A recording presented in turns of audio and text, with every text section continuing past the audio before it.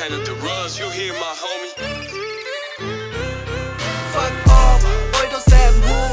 ไปหมดทุกอย่างแต่มึงตายของมึงโมหูกูเห็นหลายคนมันยังห้าวกินข้าวพานทุกกูเห็นแรปเปอร์กำลังบ้ามันนอนตายเลยไอ้หูแต่กูกำลังจูดทุกญาติน้ำทานข้าวเอาไปส่งมันมักเอาดีเขาโตมันหน้าคิดไปเองหรือองค์โลมันอยากจะเป็นฮีโร่ห้องเหินไปทางอากาศจากเหนือเขาว่าคนกูแน่นำมึงเข้าไปบันโทว่าบักฮานี่บ้าบอสตีโบแต่มึงว่าบอเลยแบงเฮี้ยอย่างปัญญาอ่อนอยากเจอกับกูมึงพักก่อนพวกมึงกระเทได้บางบอลเข้ามาพิทินเดี๋ยวกูยอมคือน้ำใบแล้วกูต่อคนอยู่น้ำมึงกูว่าร้อนตั้งสติอย่าว่ามั่วมันแล้วเป็นคนควาว่าเธอละทำเขาว่าได้ความคิดตื่นยังว่ากว้างเบี้ยวเลยว่าเดี๋ยวก็ล่วงเห็นหน้ากูบ่ต้องทวงเดี๋ยวส่งน้องกูเข้าไปจ้วงเคยได้ยินบ่สายด่วนมีดอกคำว่าสันติกูมีแต่ให้ได้สัตว์ตูว่ามากินความคิดกูอยู่ซื่อๆกับสังกูถ้ามึงอยากบ้าก็บ้าพอกูบอกมึงอย่ามาสูนกูอันเก่งใหญ่ในโลกโซเชียลกูว่ามึงพูดในหูปูว่ามึงอยู่ในโลกของมึงกูว่ามันโอเคล่ะ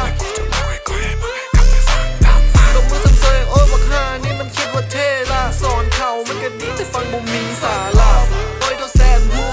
ไปหมดทุกอย่างแต่มึงตายของมึงบ่หูกูเห็นหลายคนมันยังห้าวกินข้าวพานทุกกูเห็นแรปเปอร์กำลังบ้ามันนอนตายเหลือแต่หูเดี๋ยวกูกำลังจูดทุกญาติน้ำทานข้าวเอาไปส่งมันมักเอาดีเขาโตมันหน้าคิดไปเองหรือองค์โลมันอยากจะเป็นฮีโร่ห้องเหินไปทางอากาศจากเหนือเขาว่าคนกูแน่นำมึงเข้าไปฟันทงโอ้ยโดนแซมหูไปหมดทุกอย่างแต่มึงตายของมึงบ่หูกูเห็นหลายคนมันยังห้าวกินข้าวพานทุกกูเห็นแรปเปอร์กำลังบ้ามันนอนตายเหลือแต่หูเดี๋ยวกูกำลังจูดทุกญาติน้ำทานข้าวเอาไปส่งมันมักเอาดีเขาโตมันหน้าคิดไปเองหรือองค์โลมันอยากจะเป็นฮีโร่ห้องเหินไปทางอากาศจากเหนือเขาว่าคนกูแน่นำมึงเข้าไปบันท